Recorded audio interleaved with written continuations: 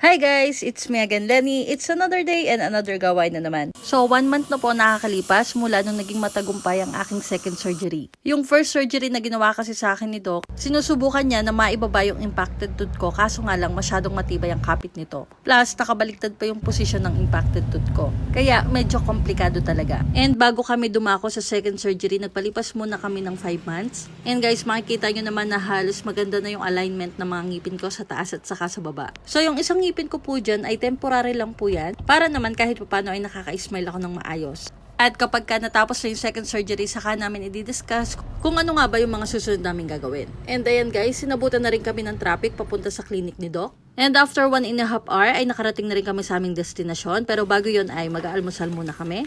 And next destination naman ay dito sa clinic ni Doc. Pang ilang surgery ko na rin to pero parang mas doble yung kaba ko this time. And before the surgery, ayan, i-flex ko muna itong mga ngipin ko.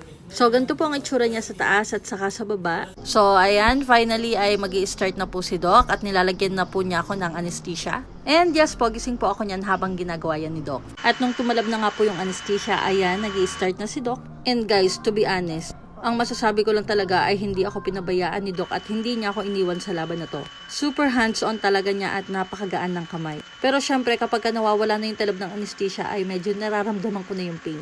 Basta ang tanging pinanghahawakan ko lang sa mga oras na to, yung binitawang salita sa akin ni Doc na hindi niya ako pababayaan. And gagawin niya ko ano yung the best. Kaya kampante talaga ako habang ginagawa niya to. Inabot din kami ng ilang oras sa surgery na to guys. At makalipas nga ang ilang oras sa pag-aantay guys. Finally, natanggal din ni Doc yung impacted tooth ko. And grabe talaga yung ginawang effort dito ni Doc.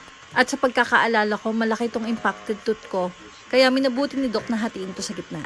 Para mas matanggal niya to ng mas maayos. Sobrang naramdaman ko talaga yung panlalambot after the surgery. And kailangan ko tong i-rest for a week. At bawal muna sa mga matitigas sa pagkain. And after 10 days, ayan, nakakangiti na ako ng maayos. Before kasi ay hindi ko talaga maiangat ang labi ko. And yung black na nakikita nyo, yun yung pinagtahian. And super thankful talaga ako kay Doc. And ito po ang aking journey sa aking impacted tooth plus surgery.